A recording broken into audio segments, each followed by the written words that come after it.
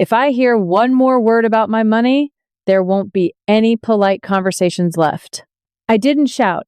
I just stared straight at my father, Kenneth, while my stepmother, Jennifer, froze, with her wine glass halfway to her mouth. She had just made a joke about accessing my military savings to secure the family's future, and she expected me to laugh. I told her exactly where she stood. My money is 100% a red line, and she is not part of the math. Jennifer's smile vanished, and my father shrank into his chair. This wasn't a tantrum. It was a soldier's warning, and judging by the fear in their eyes, they knew I meant it. Have you ever felt like nothing more than a financial tool in your own family?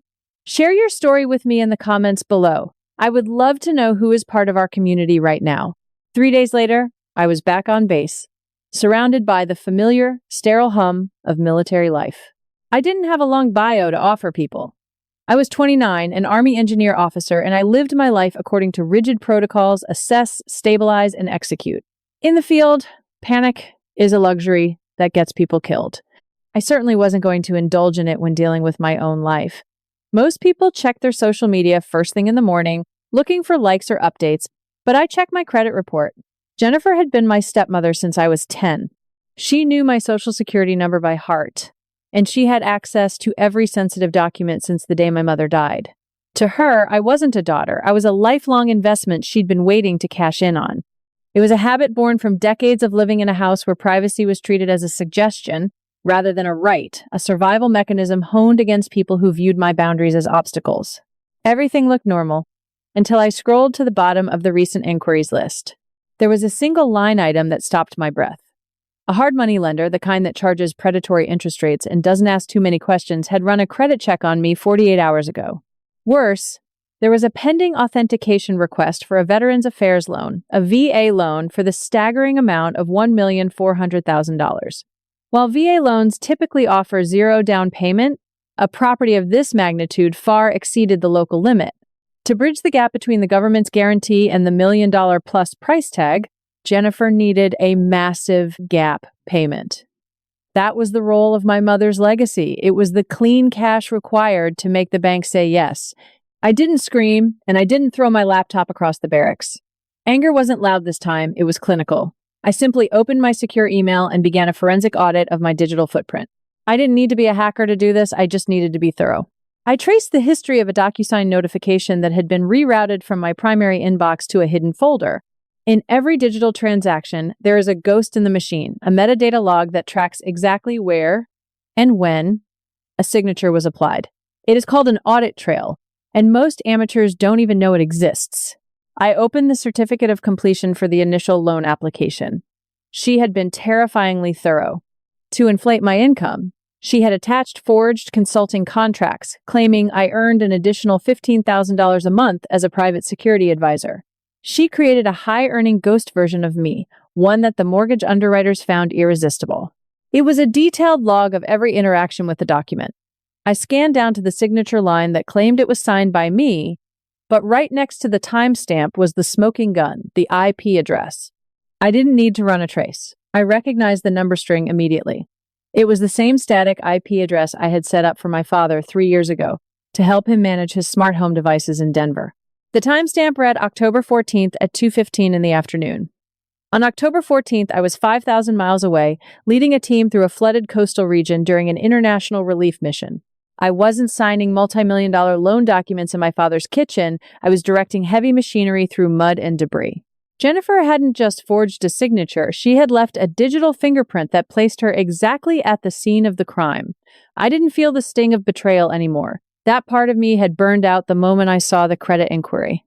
Now, I just felt the cold, hard satisfaction of a hunter who has finally found the blood trail. I downloaded the PDF logs, took screenshots of the dashboard, and exported the forensic data. I created a new folder on my desktop. I didn't name it Family or Jennifer. I named it Evidence. The click of the mouse sounded loud in the quiet barracks. It sounded like the safety coming off a weapon. I had been the silent investor in their version of family for too long. Now, I realized it had been a subscription service where I was the only one footing the bill. My compassion was a resource they had overdrawn for years, but the bank was now officially closed. I sat back on my bunk, the blue light of the screen reflecting off my dog tags. This wasn't just greed on Jennifer's part, it was a billing statement. She was coming to collect, and she was using my father as the delivery system. The memory of how she viewed me hit me then, sharp, bitter, and cold. I was 16 years old, sitting at the kitchen island trying to finish my calculus homework while the house was silent. Jennifer wasn't shouting, she was focused. She had a specific way of tapping the buttons on her old calculator, sharp, rhythmic, and clinical. She had a thick, black-bound ledger on the counter. I saw it once when she went to answer the door. It was a literal notebook where she tracked the cost of my existence. Every meal, every school trip fee, every pair of shoes my father bought me was recorded. She had kept a running tally of my childhood, viewing every dollar spent on me not as parenting, but as a high-interest loan she expected to recall one day. This is the trap of the normalization of cruelty. Jennifer didn't think she was stealing that massive sum from me. In her twisted, entitled math, she believed she was simply collecting on a debt. She believed that I owed her for the inconvenience of my survival. By recording these costs, she turned her lack of empathy into a logical business plan, convincing herself that my basic needs were actually financial liabilities. Electricity is up, she had said that night, her eyes never leaving the ledger. Water is up, food costs are through the roof. She finally looked at me, her eyes sweeping over me like I was a heavy appliance, drawing too much power from her grid. She asked if I had any idea how expensive it was to keep another human being alive. She spoke about the space I took up, the heat I used, and the noise I made, as if they were line items on a balance sheet.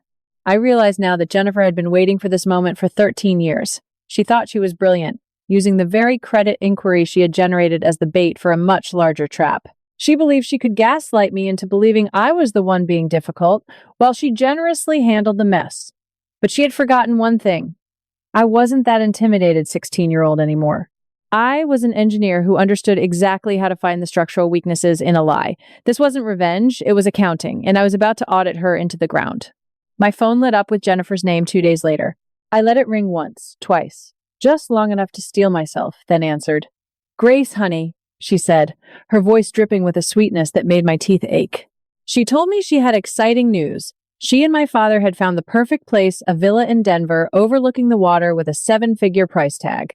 I didn't say anything, letting the hum of the connection fill the silence while I waited for the real motive to surface. She claimed it was a steal, but the sellers were moving fast, and they needed to close within the week. Then came the hiccup. She told me the bank needed a secondary signature on some documents, a simple power of attorney, just so she could handle my mail and tax refunds while I was deployed. It was a lie so clumsy, it was almost insulting. I had spent my career as an engineer officer managing logistics and legal frameworks. I knew exactly what that document would do. If I signed that power of attorney, I wasn't just helping with mail. I was granting her the authority to sign the final mortgage deed in my name, attaching the fraudulent $110,000 down payment to a 30-year mortgage. I wasn't signing a favor, I was accepting a lifetime of liability. A power of attorney? I repeated, keeping my voice flat. Exactly, she said, her confidence growing, because I hadn't hung up yet.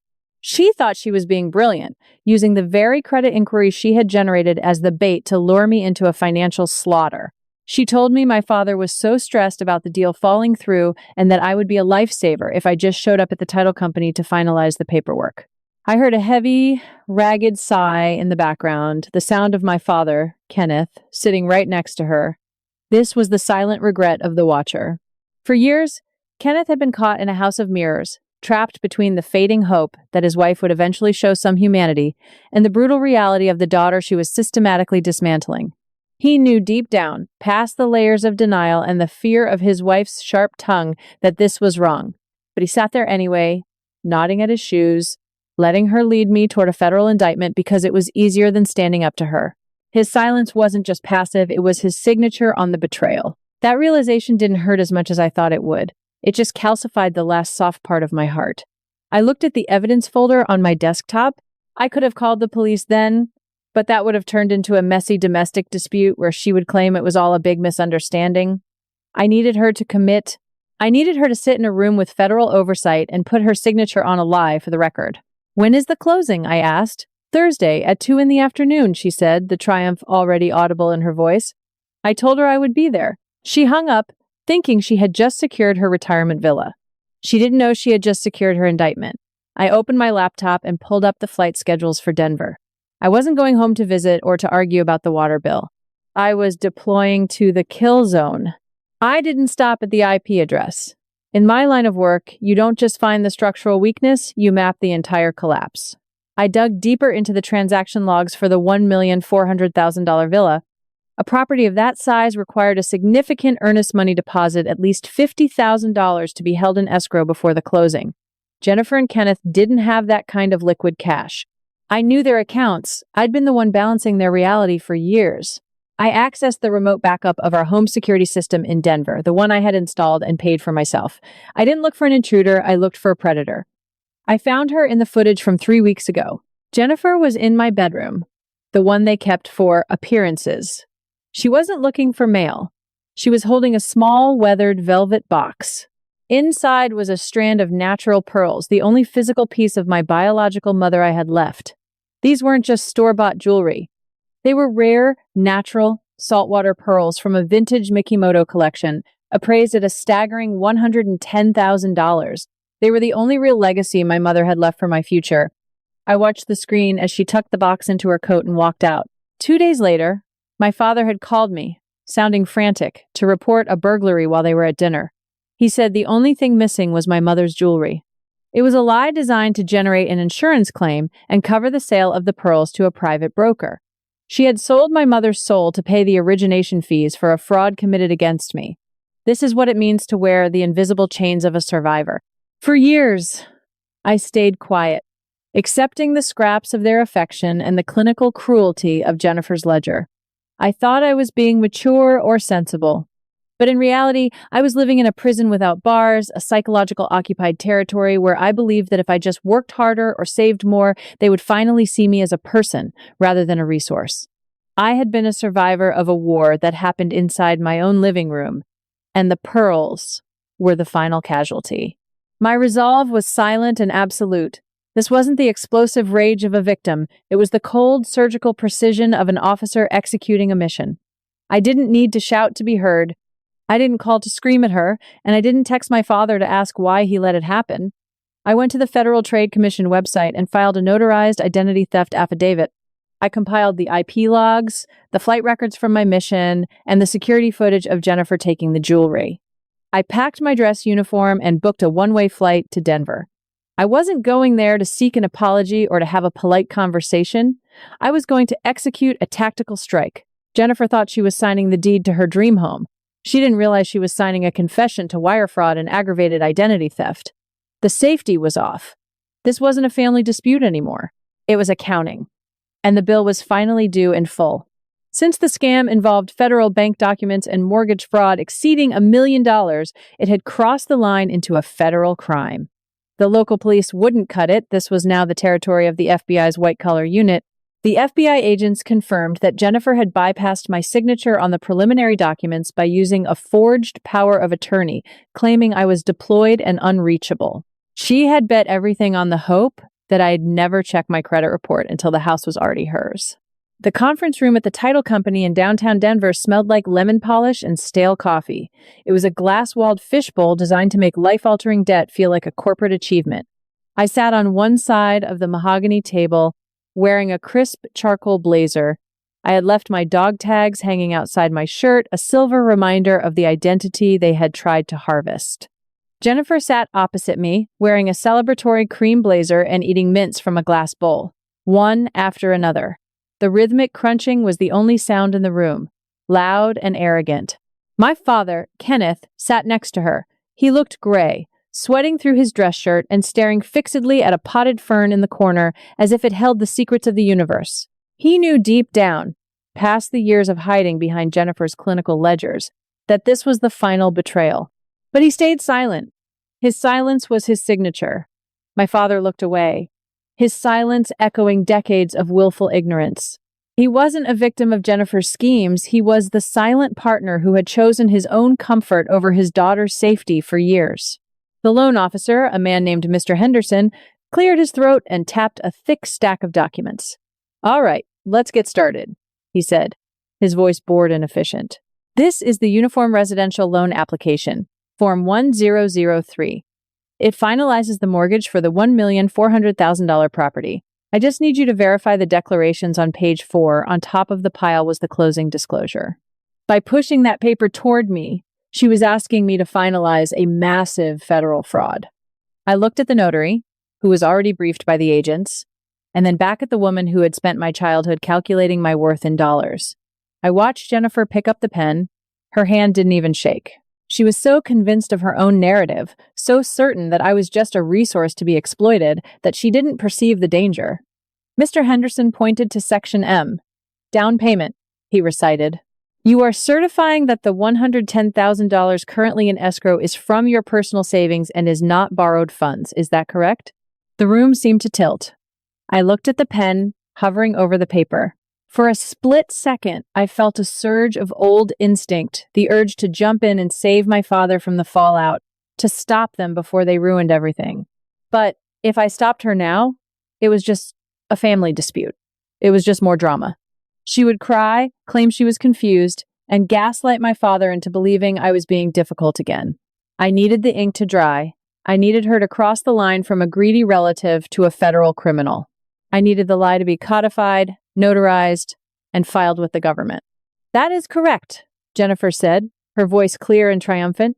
She checked the box marked no next to the question asking if any part of the down payment was borrowed. Then she signed her name. The scratch of the pen on the paper sounded like a lock clicking shut. Kenneth signed next, his hand trembling slightly until Jennifer nudged his knee under the table. Mr. Henderson smiled, sliding the next stack toward me. Now, Grace, we just need your signature on the power of attorney and the gift letter to clear the title. Jennifer turned to me, her eyes gleaming with the expectation of victory. She thought she had won. She thought the hard part was over. I didn't pick up the pen. Instead, I reached into my bag and pulled out a heavy manila folder. The thud it made against the table sounded like a gavel coming down. I won't be signing that, I said, my voice steady and cold. I looked directly at Mr. Henderson, ensuring the security camera caught every word. That is not my signature on the initial loan application, and I never authorized a bridge loan in my name. Jennifer laughed nervously, trying to wave it off as a misunderstanding, but I cut her short. I slid the file to Mr. Henderson. This is a notarized affidavit of identity theft filed with the Federal Trade Commission this morning. Beneath it is the lender's own forensic audit trail. It shows the electronic signature originated from an IP address registered to Kenneth and Jennifer Miller on October 14th at 2:15 p.m. I turned to my father. He looked physically sick. On that date, I continued, I was leading a combat engineering team through a disaster zone 5,000 miles away. My deployment orders and flight records are right there. Jennifer exploded, accusing me of lying and being ungrateful, but Mr. Henderson stopped her. He flipped through the IP logs, the affidavit, and the federal Form 1003 Jennifer had just signed, perjuring herself. This isn't a family dispute, Mr. Henderson said flatly, looking at Jennifer with dawning horror. I leaned forward. If you fund this mortgage knowing the down payment is the product of wire fraud and identity theft, you become an accessory under federal law. Henderson closed the file immediately and stood up. The closing is terminated. This transaction is frozen. Jennifer screamed, a raw sound of entitlement collapsing into panic. Kenneth said nothing. Henderson picked up the phone. Security to conference room B, he barked, and notify the FBI branch manager. Jennifer bolted toward the door, but it was too late. I didn't feel anger and I didn't feel sadness. I felt the clinical peace of a mission accomplished. As the elevator doors closed at the title company, Jennifer rushed in and attacked me, clawing for the file of evidence. I restrained her using a non-lethal hold directly under the security camera. This is a boundary, I told her quietly as she struggled against my grip. You do not cross it anymore. When the doors opened at the lobby, security was waiting. I released her immediately, and they took her away while she was still screaming about how I had ruined her life. I walked out into the crisp Denver air and didn't answer my phone when it started ringing. I blocked Kenneth's number, Jennifer's, and every line they had. It wasn't done in anger. It was done out of tactical self-preservation. A suspicious activity report had been filed with the authorities. This was no longer a family dispute. It was a federal matter. Jennifer was indicted weeks later for wire fraud, aggravated identity theft, attempted bank fraud, and assault. She is currently facing a potential sentence of up to 30 years in federal prison. The villa deal collapsed, and my father's retirement account was liquidated to cover the legal fees and the restitution for the $110,000 down payment he had helped facilitate. Kenneth lost everything because he chose to protect a predator instead of his own daughter. I sent him one final email, a copy of the permanent restraining order. Tonight, I sit in my own apartment in a city where they can't find me. It is modest, the furniture is simple, and my bank balance is boring. But for the first time in my life, every cent and every square inch of space is safe and undeniably mine. Closure isn't a feeling you wait for, it is a locked door and a silent phone. I paid for that silence in full. This is the justice of the seed sower. I didn't just focus on the punishment of the past, I focused on building a future that Jennifer's ledgers could never touch. I used the compensation from the identity theft case to establish the Grace Fund, a legal resource for active duty soldiers and veterans who are being financially exploited by their own families. My victory isn't just that Jennifer is behind bars, it's that her cruelty has been transformed into a shield for others. To those of you listening who have always felt like the one on the outside, the one whose existence was treated like a debt to be repaid, this is my letter to you. You do not owe anyone for the space you take up in this world. You are not an appliance, and your basic needs are not liabilities. You have the right to build your own sanctuary and to shine as bright as you want without asking for permission. Family is where you are loved, not where you are used. If you have ever had to protect yourself from the very people who should have protected you, leave a heart in the comments. If you found strength in this story, please like and subscribe to support those standing up for themselves. Justice may be late, but it always arrives.